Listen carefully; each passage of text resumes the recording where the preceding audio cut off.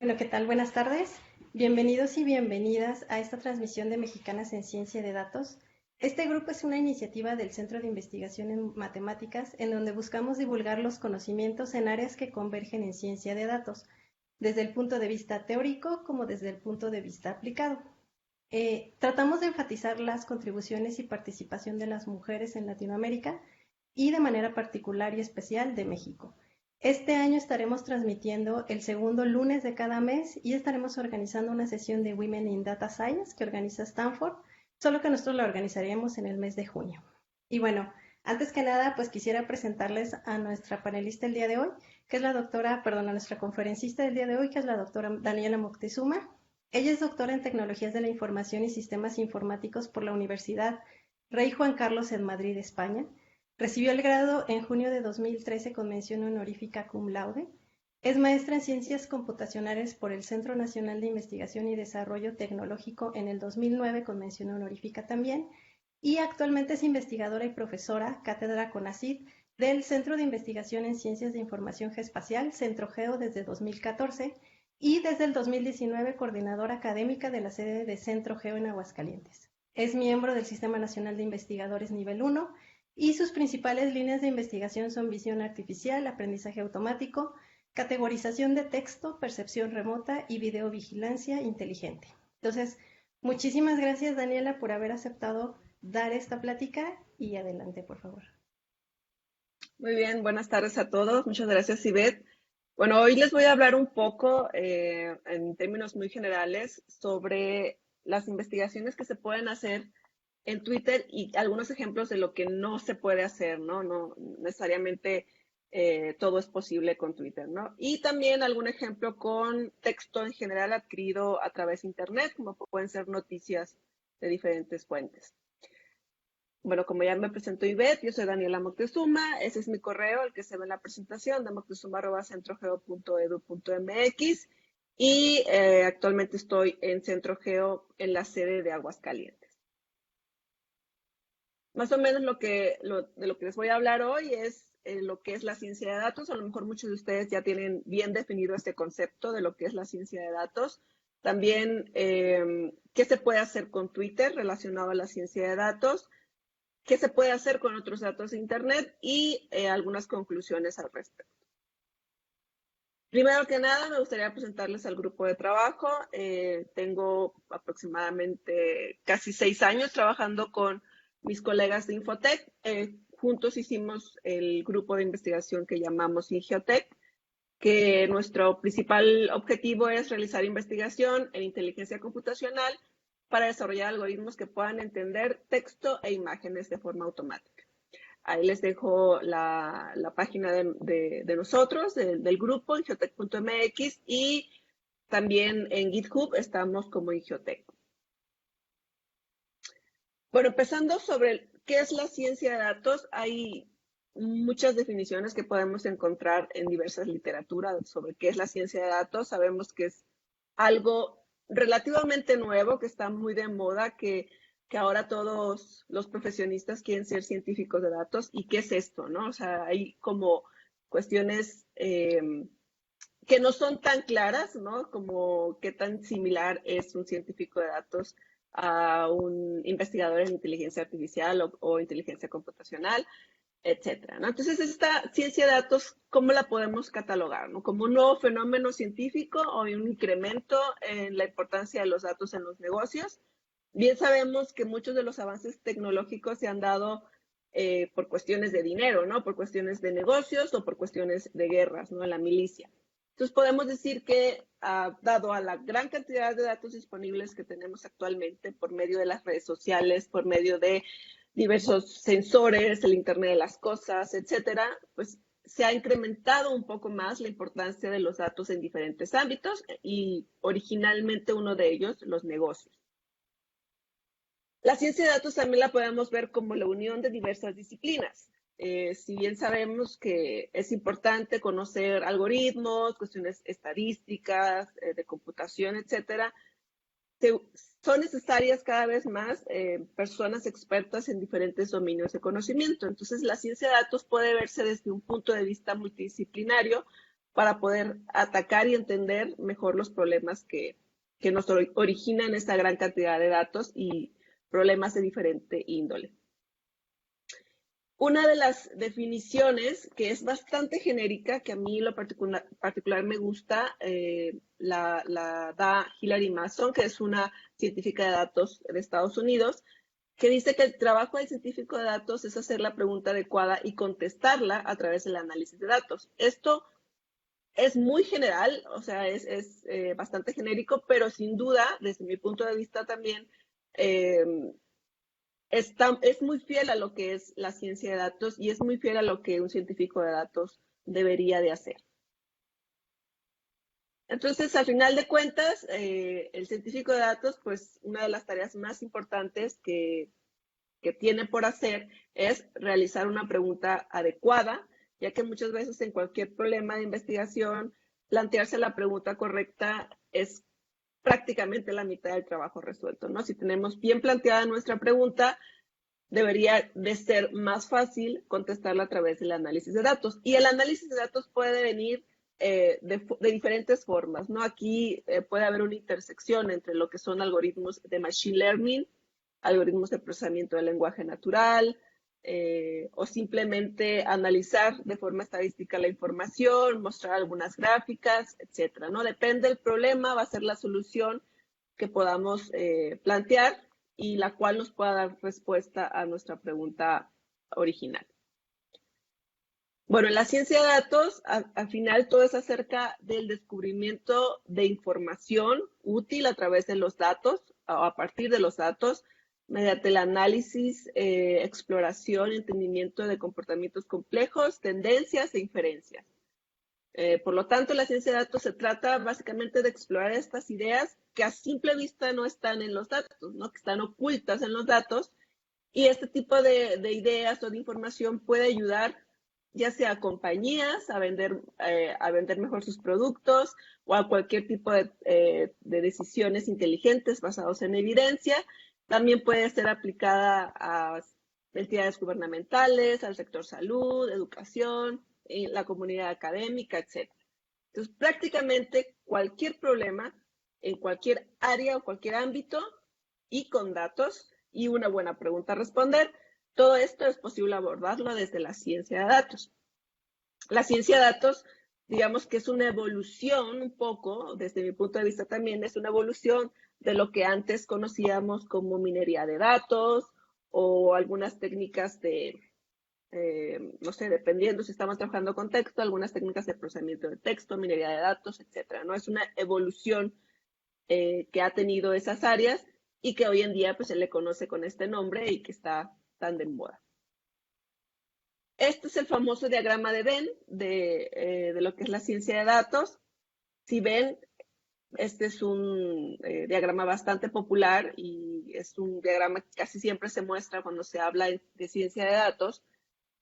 Vemos que es la intersección, la ciencia de datos, de diversas áreas como ciencias de la computación, machine learning, matemáticas y estadística, investigación tradicional y experto en la materia, ¿no? Experto en el tema o el dominio en el que se fundamenta el problema. Puede ser medicina, puede ser políticas públicas, puede ser biología, etcétera, ¿no? Cualquier área o cualquier materia relacionada al problema. Si ven el centro, la intersección de todas estas áreas, tiene aquí el nombre de unicornio. ¿Por qué? Porque normalmente una única persona no puede, en teoría, cumplir con todos estos aspectos. A lo mejor sí en la parte de computación, en la parte de investigación, en la parte de machine learning, matemáticas y estadística, pero la parte que normalmente cuesta más trabajo, sobre todo a personas del ámbito de computación, es tener que ser experto en la materia, ¿no? Si bien muchas veces desde hace años, si alguien que está trabajando con algoritmos de machine learning y desea probar sus algoritmos en una base de datos de biología o una base de datos médica, la misma intención de resolver el problema nos hace buscar información al respecto, pero eso no nos vuelve expertos en la materia. Por eso es muy difícil que una única persona cumpla con todos estos criterios, por lo tanto se le conoce como el unicornio, ¿no? Si bien no es necesario que sea una única persona, puede ser un grupo multidisciplinario, que sea un grupo de ciencia de datos, ¿no? Que sea un grupo que trabaje de forma multidisciplinaria para poder resolver problemas por medio de la ciencia de datos. Para mí este esquema es bastante simple. En realidad yo creo que es algo más complejo como el que vemos ahora, ¿no?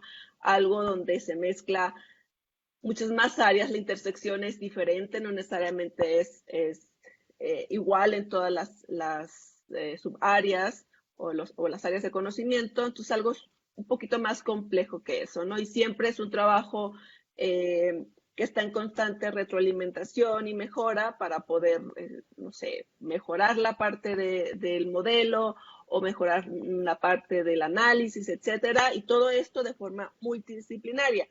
Si bien la ciencia de datos, una de sus principales características es ser multidisciplinaria, también es verdad que muchas áreas de conocimiento o muchos problemas que normalmente se atacaban desde una única área de conocimiento se están abriendo a trabajos multidisciplinarios. Entonces, la multidisciplina tiende o viene a evolucionar desde mi punto de vista la parte de la ciencia, ¿no? Cada vez estamos necesitados unas áreas del conocimiento de otras áreas para poder ofrecer soluciones con mayor rendimiento o mejores soluciones para el problema planteado, ¿no?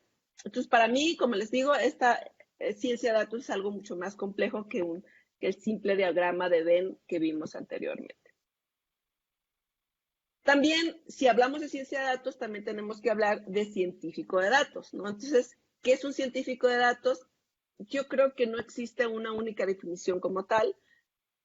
Sin embargo, una de las definiciones que a mí en lo particular me ha gustado más es nuevamente de Hilary Mason, que es que existen dos tipos o que se dividen en dos partes los científicos de datos. Por un lado están aquellos que utilizan las herramientas analíticas que ya están disponibles y lo que ella llama contar cosas.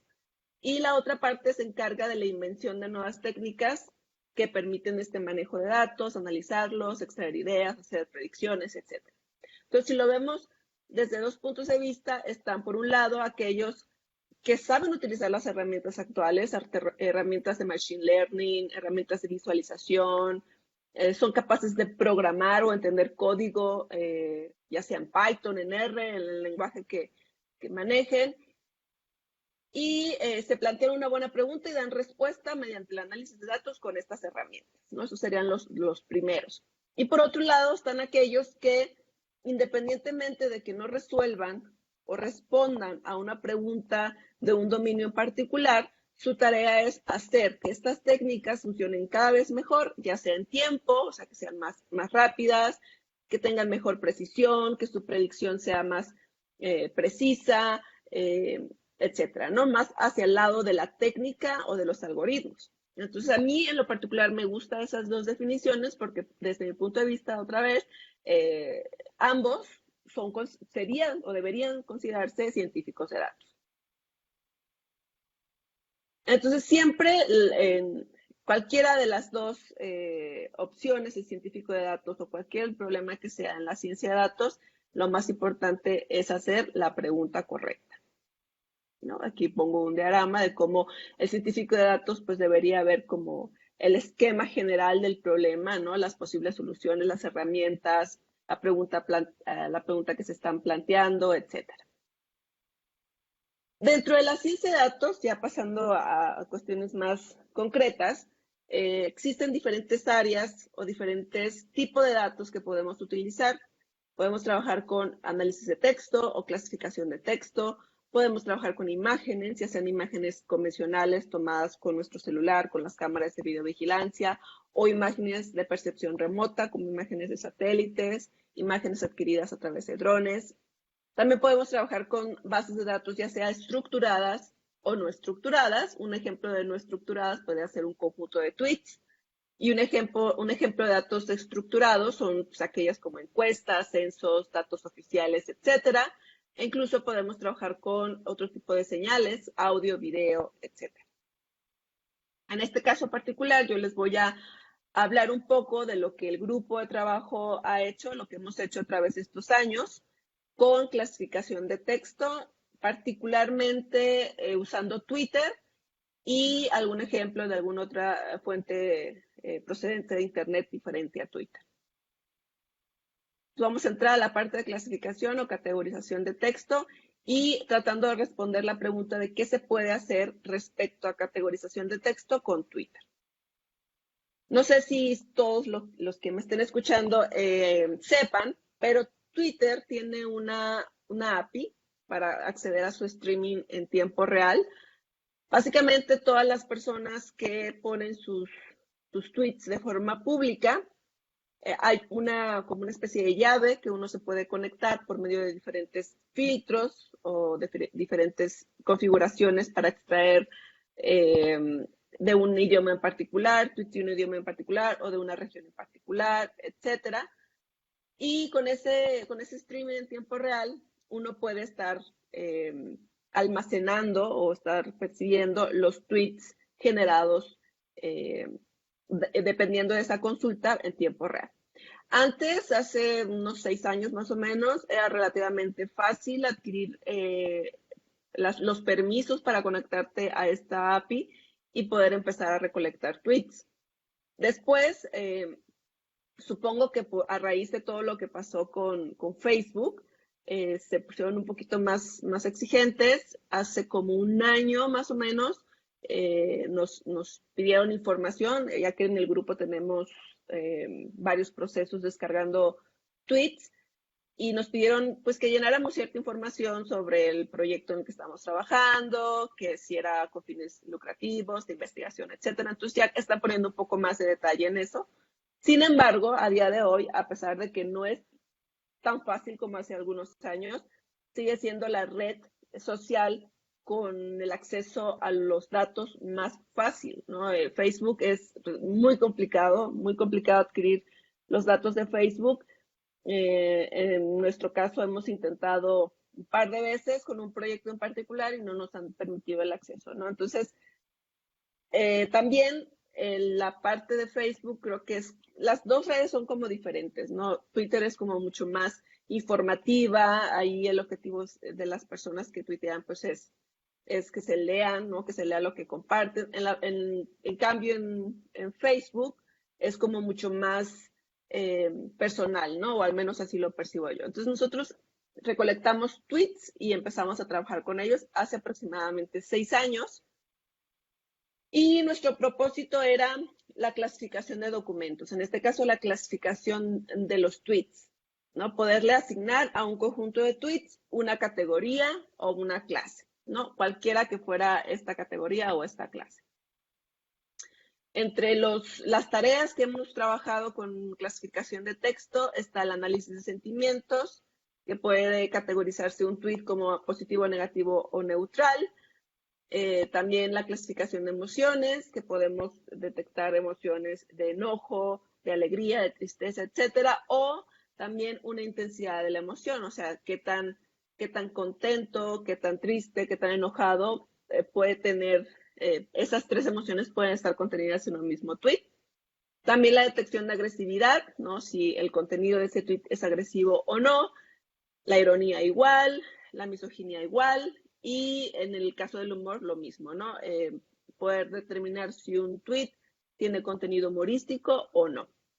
Esto básicamente se hace a través de técnicas de procesamiento del lenguaje natural y Machine Learning supervisado, ¿no? Técnicas de aprendizaje automático supervisado. Es decir, tenemos un conjunto de tweets que tiene asociado cada tweet una etiqueta. En el caso, por ejemplo, de ironía, tenemos 2 etiquetas, si el tweet es irónico o no. Entonces, el algoritmo, los algoritmos que hemos propuesto, lo que buscan es encontrar esa función desconocida que, dado ese tweet, aproxime a la clase asignada, conocida en un conjunto de datos de entrenamiento. Y esos algoritmos que hemos propuesto, que hablaré un poquito más a detalle de ellos ahorita, pues básicamente se pueden aplicar a cualquier tipo de problema de categorización de texto, ¿no? Ya sea de sentimientos, de ironía, de agresividad o cualquier otro tipo de problema, siempre y cuando tengamos el par de información, tweets y etiqueta. Sea cual sea la etiqueta, el algoritmo buscará esa función que, dado el tweet, aproxime a la etiqueta o la categoría establecida en un conjunto de entrenamiento. También hay otro tipo de tareas que no necesariamente incluyen un único tweet. En el caso de los documentos tóxicos, comentarios tóxicos, sí, o sea, por cada tweet podemos saber si tiene contenido tóxico, no obsceno, amenazante, etcétera. Pero también tenemos problemas que implican un conjunto mayor de tweets. Es decir, si podríamos tener un conjunto de tweets de un autor, podemos determinar su sexo, su edad, su región, también dependiendo de qué le asociemos a ese conjunto de tweets. Podemos hacer un perfilado de usuarios o un perfilado de autores, poder detectar variedad de idioma, ya sea un español de Argentina, Colombia, México, Perú, España, etcétera, y cualquier otro tipo de problema, como les decía anteriormente, que exista este par de información, de este par de datos de tweet o tweets y una etiqueta asociada a ellos. Entonces, este tipo de problemas de categorización de texto lo podemos hacer a nivel tweet, a nivel conjunto de tweets por usuario, o lo podemos hacer a conjunto de tweets de diferentes usuarios. Un ejemplo de ello es en el nivel tweet, como les mencionaba al principio, la polaridad, ¿no? Los sentimientos, si es humorístico, si es agresivo, etc. El conjunto de tweets de usuario, podríamos determinar la edad, el sexo, la región del usuario, y en la parte del conjunto de tweets de diversos usuarios podemos determinar, por ejemplo, la movilidad. No necesariamente nos interesa definir algo en concreto de un usuario, sino podemos tomar la información de cada uno de ellos en conjunto y poder determinar la movilidad en una región determinada, ¿no? Y todo esto, como les comentaba, se hace a través de aprendizaje supervisado. Y también tenemos, más adelante mostrarle algunos ejemplos de aprendizaje no supervisado. En este caso, el aprendizaje supervisado, pues lo que les mencionaba, busca esta función que, dado la entrada, aproxime la salida, ¿no? Independientemente de lo que estamos hablando como entrada, en este caso pueden ser tweets, incluso pueden ser cualquier otro tipo de datos, pero en nuestro caso hemos trabajado en categorización de texto. Entonces, sea cual sea la entrada, aproximamos a una salida, y al final de cuentas lo que nos interesa es tener una superficie de separación entre las clases, ¿no? En este ejemplo, en la imagen, vemos que tenemos 3 clases, clase 1, clase 2 y clase desconocida, ¿no? Y lo que se intenta es encontrar un límite o una recta que separe las categorías en función a su etiqueta y a la entrada de la etiqueta, ¿no? Se establece esta línea recta. En el caso del aprendizaje no supervisado, cómo funciona este tipo de algoritmos es que por medio de afinidad o valores iguales de los elementos que tengo en mi base de datos, pues se agrupa. Dependiendo de qué tan parecidos o no sean los elementos, se van a agrupar en n número de tópicos o en n número de temas o de clústeres. En el caso del conjunto de entrenamiento, este es un ejemplo de lo que sería un conjunto de entrenamiento. Por ejemplo, tenemos clases. Aquí está positivo, neutro y negativo. Y la entrada, pues es este tweet, ¿no? Que podemos hacer, en este caso, el ejemplo está en inglés. Pero tenemos tweets y tenemos una clase asociada. Esto sería el conjunto de entrenamiento.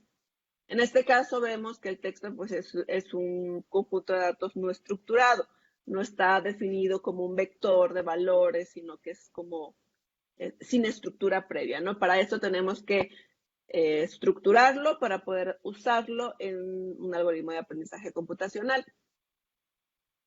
En nuestro caso, como les comentaba, tenemos aproximadamente 6 años trabajando en técnicas de categorización de texto, y algunos de nuestros algoritmos bueno, que hemos desarrollado en el grupo, pues son estos, es MicroTC, BAMSA y EBOMSA.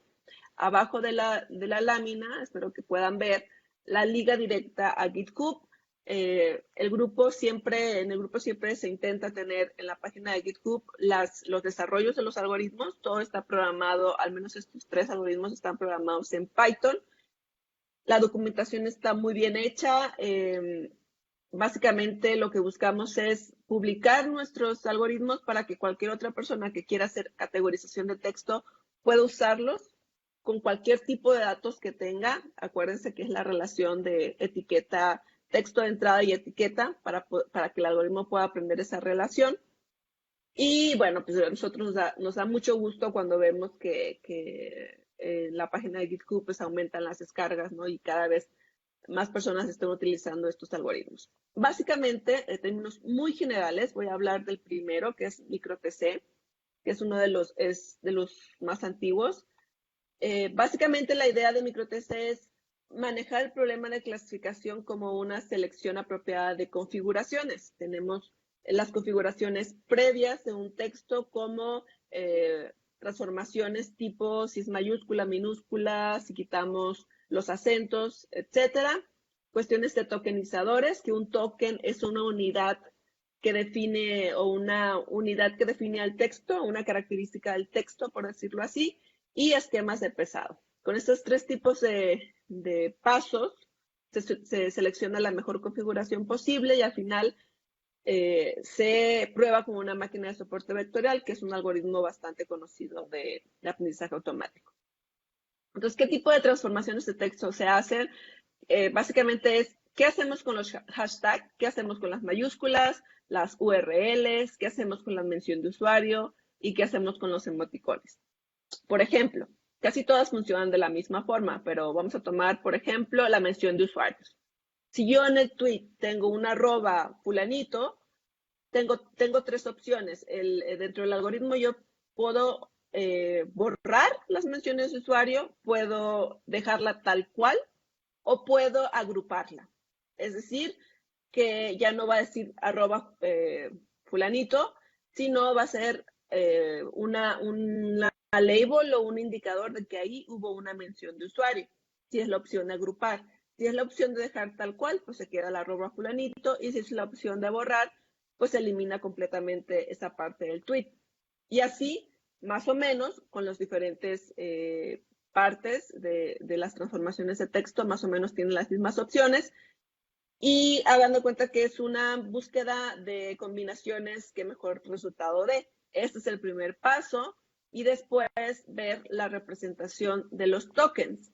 Una vez que se hizo la parte de limpieza, por decirlo así, la parte de saber qué voy a hacer con los hashtags, etcétera, pasamos a la parte de tokenización. En este caso particular nos enfocamos en Q-gramas, N-gramas y skip-gramas. Un Q-grama son ventanitas de caracteres de un texto, ¿no? En este caso el ejemplo, si tuviéramos como tweet nada más la palabra conference, y Q es igual a 3, mi Q-grama con Q igual a 3, agarraría ventanitas de 3 caracteres de todo ese texto, ¿no? Y tengo diferentes representaciones. En el caso de los N-gramas, son de palabras, ya no es de carácter, sino es por palabra. En este caso, un N-grama con N igual a 2 sería agarrar todas las combinaciones del texto con una longitud de 2 palabras. En este caso, this conference sería el primer token, conference is es el segundo token y así con el resto de combinaciones. En la parte de skip-grams tenemos 2 parámetros, que uno es el número de palabras y el segundo es el salto, ¿no? En este caso, si es 2-1, this is sería el primer token porque nos saltamos una palabra y luego conference really porque nos saltamos is, que sería el 1, ¿no? La palabra que se salta para tener la combinación de 2 palabras. Y finalmente sería la frecuencia, que cómo vamos a medir la frecuencia de esos tokens en nuestro conjunto de datos, ya sea solamente una frecuencia o una representación que es muy común, que es la TF-IDF, o algún otro tipo de pesado de frecuencia que le damos a los tokens. Todo esto se combina y se utilizan algoritmos de optimización combinatoria para poder obtener la mejor combinación posible para este problema en particular, ¿no? ¿Qué representación es la ideal para obtener mejores resultados? O para que esta función realmente aproxime a la clase que quiero aprender o la categoría. Posteriormente también publicamos otro algoritmo que se llama EBOMSA, que combina un poco esta idea de representaciones, pero una vez que tenemos las representaciones por ejemplo, de diferentes BAMSAs que son muy parecidos al microTC, podemos tener un nuevo espacio de búsqueda, que sería un espacio de funciones de decisión, y dentro de ese espacio de funciones de decisión tenemos un algoritmo de programación genética que encuentra esta función final para hacer la clasificación, dado este conjunto de funciones de decisión, aproximar la clase o la categoría del texto que estoy aprendiendo, ¿no? Ustedes en la página de GitHub que les puse está la liga a los papers y la liga a la documentación un poco más extensa de estos algoritmos. Entonces, están invitados a poderlos usar en cualquier tipo de problema que tengan. Otro tipo de aprendizaje, tenemos un aprendizaje semisupervisado o autorregulado, autosupervisado, y este es uno de los algoritmos que a mí me parecen muy ilustrativos. Tenemos un conjunto de textos y tenemos el emoji más probable que aparezca en ese texto. ¿Cómo se puede construir eso? Por ejemplo, si tenemos textos donde existen 5 caritas felices, vamos a asignar que ese texto es muy probable que haya una carita feliz ahí. Entonces, de esa forma se construye un conjunto de entrenamiento y después, para poder hacer la clasificación, en este caso nosotros hicimos pruebas con 64 emojis. Supongamos que ya en la prueba tenemos el texto good morning y estos son los 3 emojis más probables que aparezcan si yo uso esas 2 palabras, good morning. O el texto en inglés de me encanta esa canción. Estos son los 3 emojis más probables que aparezca si yo escribo esas palabras. Entonces, es un poquito diferente porque es un poco autoaprendido, por decirlo así.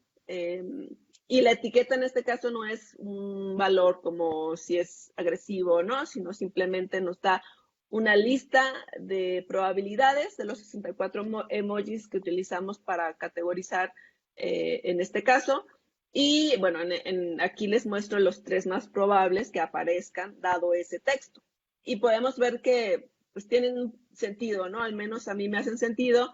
En el ejemplo 2, pues aparecen los simbolitos de música, el corazón, la cara con los ojos de corazón, etcétera, ¿no? Eso es otro tipo de categorización de texto que hemos realizado.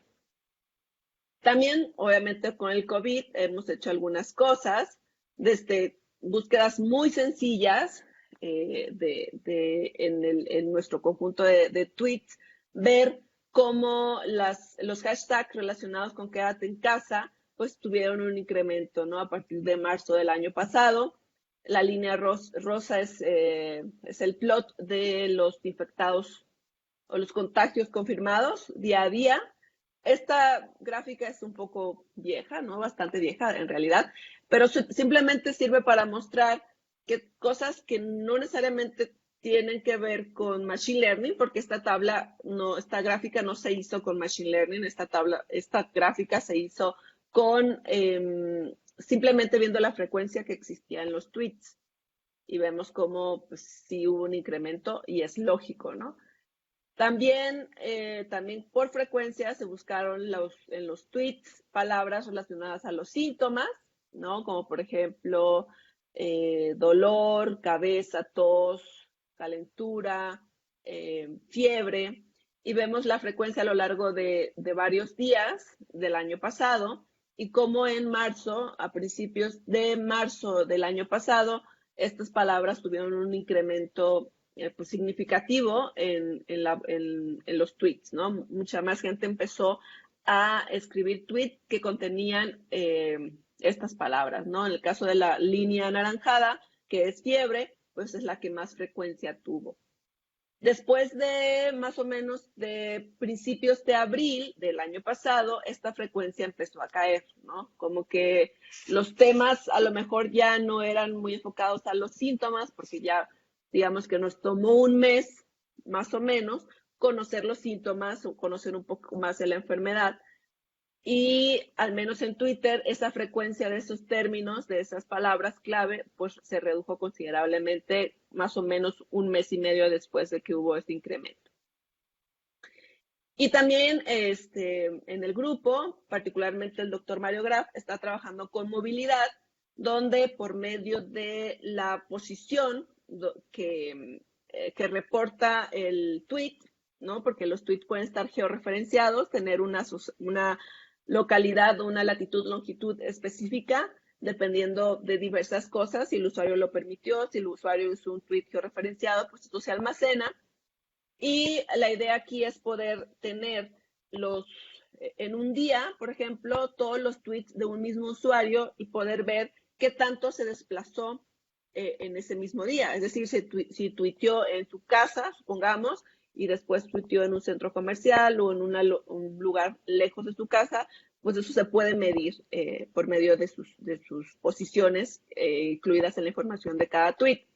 Todo eso se hizo para todos los usuarios que tienen información georreferenciada y se calculó un número de viajes, digamos, por día, donde se puede ver, por ejemplo, esta imagen es de las delegaciones de la Ciudad de México y se puede ver cómo en algunos casos baja considerablemente el número de viajes. Por ejemplo, en la Miguel Hidalgo, a partir del 14 de marzo del año pasado, pues sí hubo un decremento considerable en la movilidad, ¿no? En el número de viajes por usuario reportados en Twitter.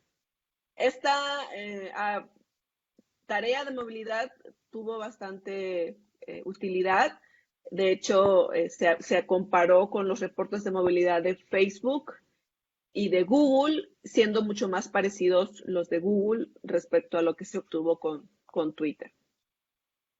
También otro compañero, Eric, sacó estas gráficas donde se puede ver las distancias, ¿no? O sea, viajes de menos de 10 kilómetros, cómo aumentaron, y los viajes entre 10 y 30 kilómetros, cómo disminuyeron, ¿no? También usando datos de Twitter vemos que más o menos a principios de marzo del año pasado, este número de viajes, es decir, viajes cortos, sí se aumentaron, ¿no?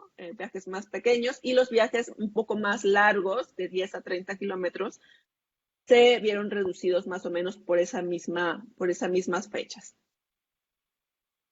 ¿Qué se puede hacer con otros datos de Internet? Bueno, estos fueron algunos ejemplos de Twitter muy rápidamente. Hay muchísimos más ejemplos, pero no nos alcanzaría el tiempo para mencionarlos todos. Por incluir otro tipo de información en Internet, puedo hablar de las noticias o también de solicitudes de acceso a la información, ¿no? Que esto lo trabajamos con modelado de tópicos, que es técnicas de aprendizaje no supervisado, específicamente clustering, donde tenemos un conjunto de datos y por medio de la afinidad entre ellos se van haciendo los grupos, ¿no? Se van haciendo los tópicos, los temas o los clústeres.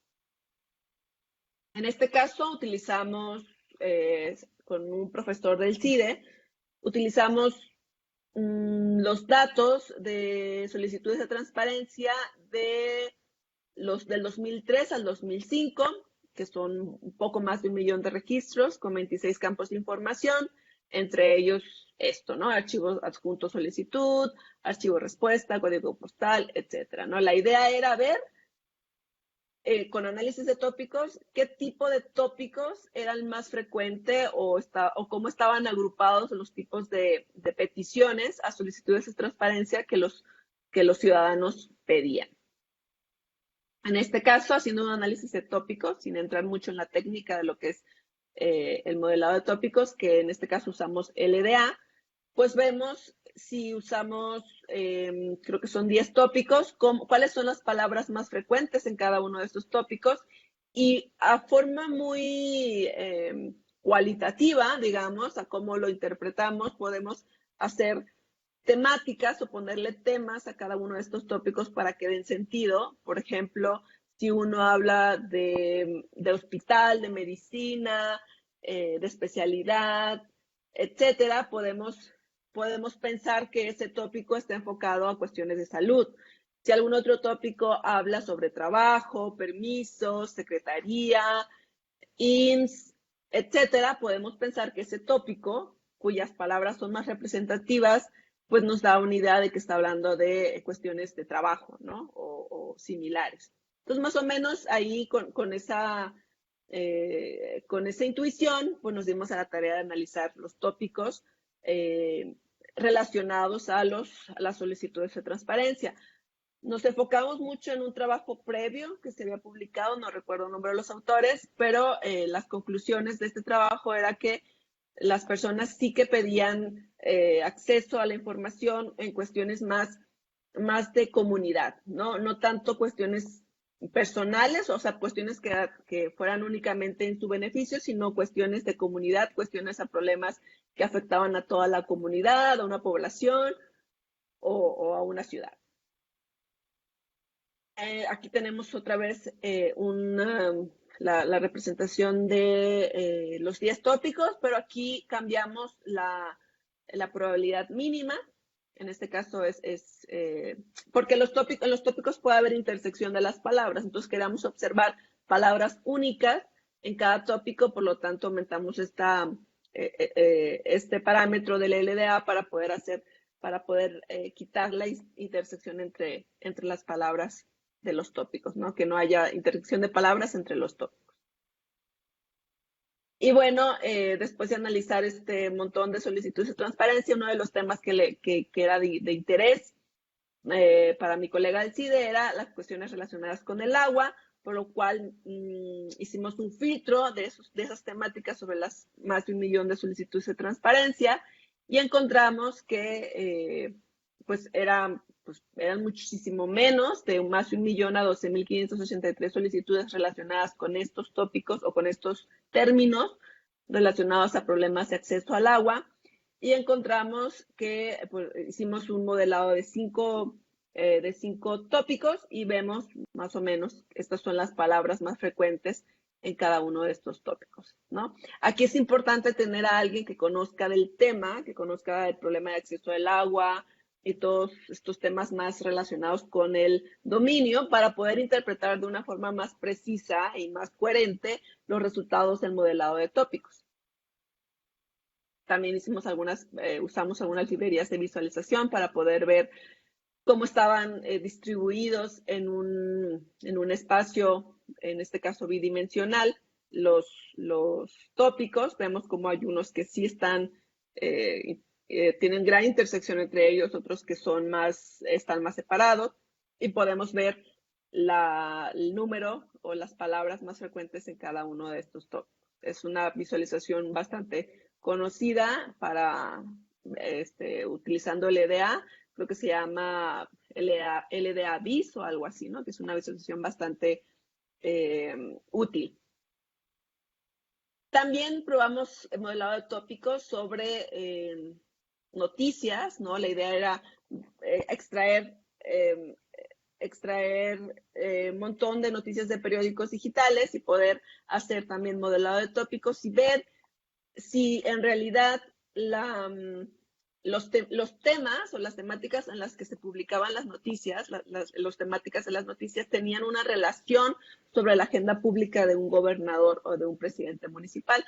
Ese trabajo no lo concluimos, pero pues así surgieron varias ideas.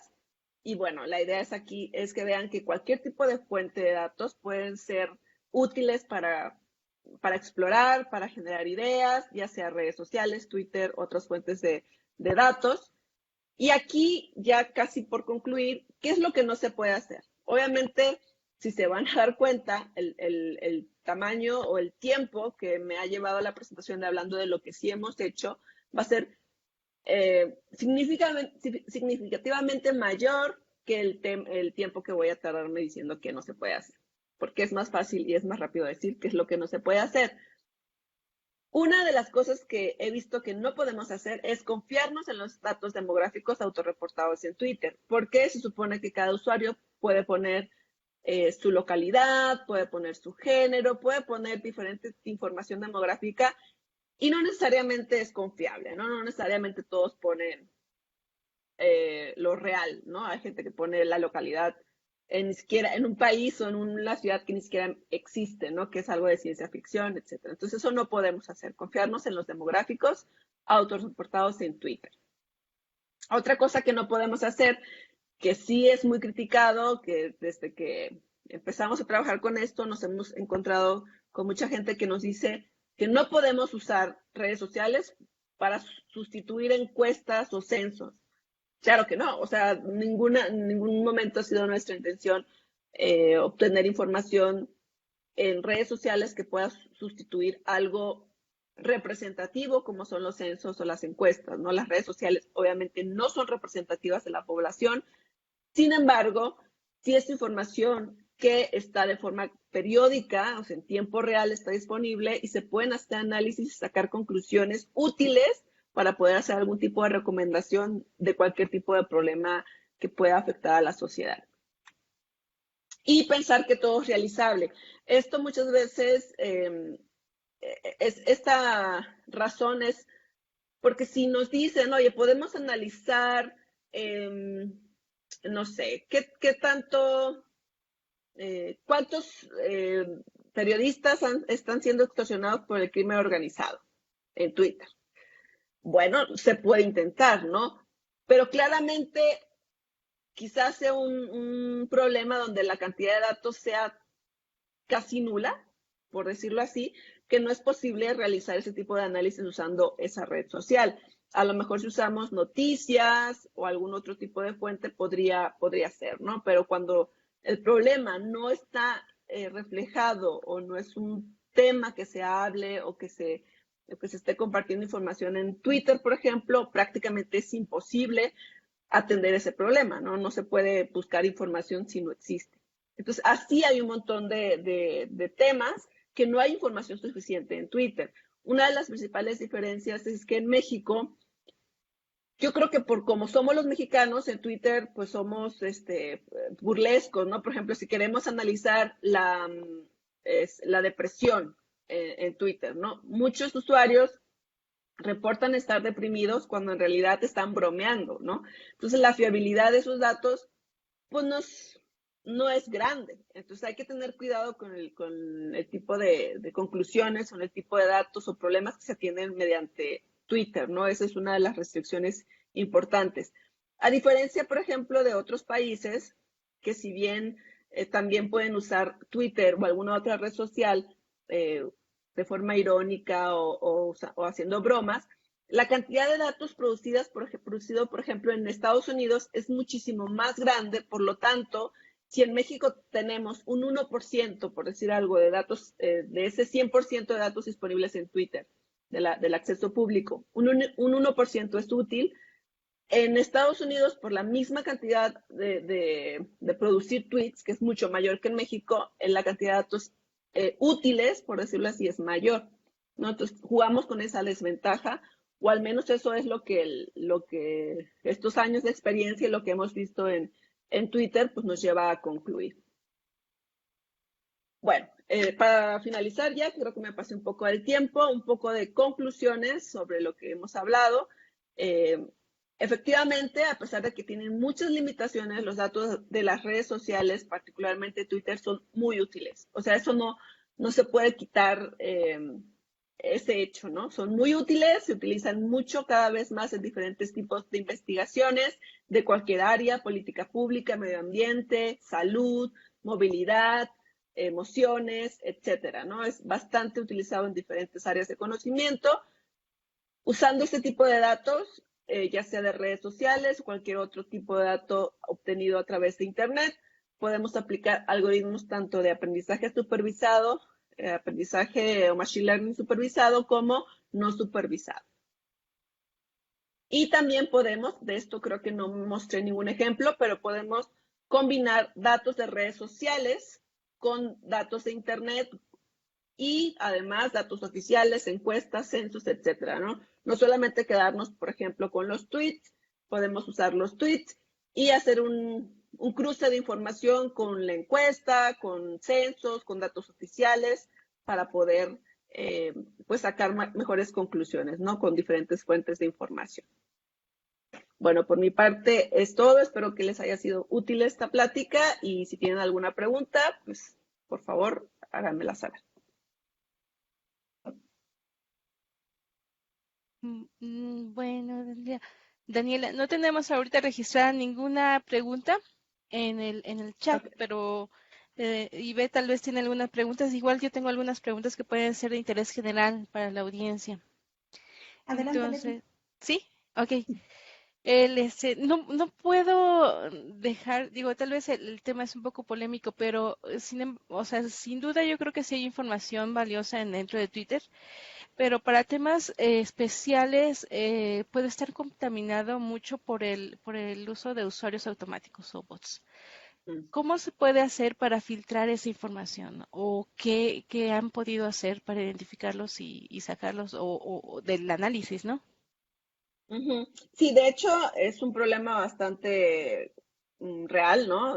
No solamente de programas automatizados que compartan contenido en Twitter, sino también personas, ¿no? O sea, que son personas cuyo trabajo es crear contenido en Twitter.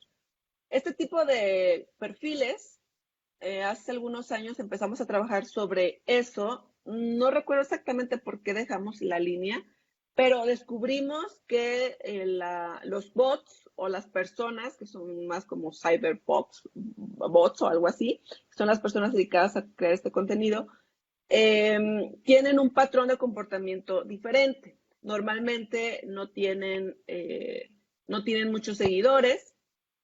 Su vocabulario es reducido a comparación de un usuario normal, por decirlo así, ¿no? Siempre están repitiendo los mismos temas, las mismas palabras. Y básicamente creo que esas son las dos principales características que encontramos. Y a mí me parece muy, muy importante porque si hacemos una compresión, por ejemplo, si agarramos 100 tweets de un usuario normal y 100 tweets de un bot y hacemos un proceso de compresión de datos, el bot va a ser mucho más pequeño su tamaño porque se puede reducir en su vocabulario, ya que tiene poco vocabulario, se puede reducir bastante por medio de técnicas de compresión y el usuario normal ocuparía más espacio porque es más variable sus temas o sus palabras, etcétera, ¿no? Entonces eso sí se puede hacer, como se captura información independientemente de quién sea, como un proceso a posteriori, después de adquirir los datos, poder hacer este filtrado, eliminar los bots y a partir de esta eliminación poder hacer cualquier otro análisis posterior. Sin embargo, obviamente al identificar bots es un proceso de clasificación que tendrá un error asociado, ¿no? Pero de alguna forma se limpia un poco la información eliminando los que se consideren que con alta probabilidad tienen ese perfil. Ok, muchas gracias. También Jean Bernard pregunta, intuitivamente se siente que cada red social tiene su perfil socioeconómico particular de usuario. Para estadísticas como las de movilidad, ¿hay manera de corregir los sesgos que esto genera? En el caso de la movilidad que se calculó con los datos de Twitter, es cierto que cada red social tiene como su perfil de usuario, ¿no? En este caso, como les mencionaba, nosotros no tenemos acceso a Facebook, por ejemplo. Sin embargo, Facebook y Google, a raíz de la pandemia, pues publican sus reportes de movilidad. Tratando de validar un poco la movilidad obtenida con Twitter, se comparó estos reportes con datos de Google y con datos de Facebook. Si no mal recuerdo, con datos de Google la correlación era alta, o sea, lo que detectábamos en Twitter se correlacionaba de forma alta con los datos publicados en Google. En el caso de Facebook, no, creo que no había correlación como tal, pero se puede deber también a esto de los perfiles de los usuarios, porque al menos, yo no soy gran usuaria de Facebook, pero más o menos lo conozco, no es tan común reportar las ubicaciones, creo, como en Twitter, ¿no? Que en Twitter es un poquito más de fácil acceso a ese tipo de información. La única cosa que hemos hecho para corroborar un poco es compararnos con otras fuentes de datos y tanto como corregir, no, porque no tenemos como acceso a otro tipo de información, ¿no? Normalmente creo que tuvimos ahí por un proyecto acceso a información de teléfonos, ¿no? Que es mucho más preciso, ¿no? De teléfonos celulares, pero no teníamos la cantidad de información suficiente en Twitter para poder hacer esa comparación. Entonces ahí sí es bastante complicado, por un lado, por el número de datos en Twitter, de por sí no es no es representativo, pero cuando hablamos de datos georreferenciados es un poquito menos de información. Entonces, en ese caso no nos dio como el tamaño de la información para poder hacer una comparación con esos datos. Y pues lo único que nos respalda, por decirlo así, es que la comparación con Google pues fue buena, ¿no? Obtuvimos resultados similares usando Twitter que con los datos que reporta Google. Ok, muchas gracias. Ibe, ¿tú tienes alguna pregunta? No, ninguna, ya iba, ya me ganaron. Sí. Yo, bueno, hace algún tiempo estuve trabajando con información de Twitter para tratar de como de fortalecer los sistemas de biovigilancia. Entonces, como mencionabas en la gráfica del COVID, hay una cierta correlación entre los temas que hablan bueno, las palabras, tiene palabras claves relacionadas con COVID y y con el número de casos observados. Pero a veces esas tendencias van cambiando a lo largo del tiempo. Digamos que no es una razón de tantos tweets o el porcentaje o la incidencia del porcentaje de tweets relacionados con la enfermedad no se mantiene a lo largo del tiempo. ¿Ustedes han hecho algo para corregir eso? Tratar de ver qué porcentaje de los tweets son debidos al fenómeno en sí y qué otros podrían ser debidos, por ejemplo, a las noticias o que si algún personaje famoso contrajo la enfermedad.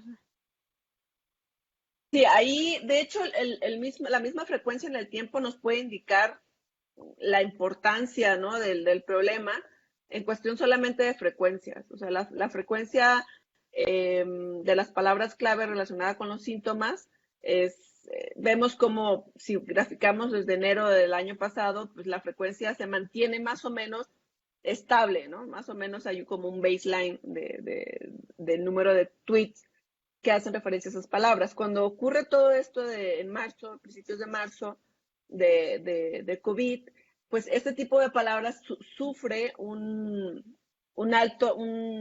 incremento en la frecuencia, ¿no? No nos hemos puesto a ver, ¿no? Qué tanto varía esa frecuencia respecto a un baseline. Lo vemos gráficamente más o menos, se puede ver que hay un incremento. Lo que mencionas, sí lo hemos aplicado en cuestiones de movilidad, por ejemplo. O sea, sí que comparamos, no sé, si tenemos un tiempo base, el año pasado o el año antepasado, el 2019, como un patrón estable de movilidad y todo lo que salga de ese patrón se compara en el 2020. Entonces podemos comparar enero del 2020, qué tanto incrementó o decrementó respecto a enero del 2019. Y así con cada mes para poder tener una base de movilidad. Pero en cuestión de temáticas o frecuencia de palabras no lo hemos hecho, ya que creo que lo que hemos intentado es quitar como estas palabras más frecuentes. Por ejemplo, tenemos unas palabras frecuentes en enero del año pasado y en enero de este año. Y al quitar las palabras más frecuentes de enero de este año, podemos ver de qué se estaba hablando más el año pasado, quitando estas palabras, ¿no? Hacemos como esa limpieza de palabras muy frecuentes en un punto en el tiempo determinado. No sé si sea parecido a lo que preguntas, pero así 100%, como yo te entiendo al menos, no hemos aplicado algo así. Yo creo que sí se relaciona justamente con con lo que planteaba lo que tú comentas, porque en realidad se podría hacer como en el caso de en Google Trend, ir cambiando este cóctel de palabras que vas considerando en la frecuencia, ¿no? Uh -huh. Finalmente, bueno, tenemos otra pregunta en el Facebook. Dice Carmen, o pregunta, ¿existen trabajos que involucren no solo a los tweets de los usuarios, sino también a las reacciones y comentarios que tienen de cierto tweet? Es que sí, o sea, porque a diferencia de Facebook, creo, en, tweet, en Twitter todos son tweets. A lo que he visto, por ejemplo, es el texto, independientemente que sea un tweet o que sea una respuesta, en el archivo del fuente, digamos, del tweet, te dice si es una respuesta, si es un retweet, qué tipo de tweet es, ¿no? Entonces, nosotros normalmente no nos fijamos en el tipo de tweet y analizamos todo como si fueran tweets normales. Si quisiéramos hacer ese análisis, sí sería un poco más complejo porque tendríamos que traquear, tendríamos que estar el registro del tweet original y pues las respuestas que están asociadas a ese tweet. No estoy segura si existe ese campo en los archivos fuente de cada tweet. Lo que sí sé es que nos especifica si es un retweet o es una respuesta, es un comentario, pero no estoy segura si da el ID del tweet original. O sea que fácilmente no se puede hacer. Tendremos que hacer una búsqueda iterativa para poder encontrar el tweet original y sus comentarios relacionados y en función de eso poder hacer el análisis, cosa que no hemos hecho. Lo único que hacemos es tratar a cada tweet, ya sea respuesta, retweet o tweet original, de la misma forma y todos se incluyen en el análisis. En ese sentido sería mucho más fácil ver las reacciones en otro tipo de redes sociales, ¿no? Como Facebook, incluso Telegram, ¿no? Porque en Telegram existe también esta figura como es un híbrido entre Facebook y Twitter, en el que tú puedes crear un canal y puedes tener las reacciones de las personas que están entrando a tu canal, ¿no? Sí, supongo que sí. O sea, la verdad es que nunca he visto datos de Telegram, pero supongo que sí. O sea, si se da ya los datos en esa estructura, pues sería relativamente sencillo ver las reacciones, ¿no? Por ejemplo, eso se puede hacer con foros de internet. Entonces, tienes el post original y los comentarios a ese post original. Entonces, eso sí que se puede hacer de forma más fácil en ese tipo de plataformas, ¿no? Diferentes a Twitter. Pues muchísimas gracias. No sé si quieras cerrar la sesión, Ivette. No, pues nada más agradecerle a Daniela por la presentación y pues recordarles que vamos a tener varias sesiones el segundo martes de cada mes y les vamos a estar compartiendo todo por Facebook. Pues muchísimas gracias. Muchas gracias. Gracias a todos. Hasta luego.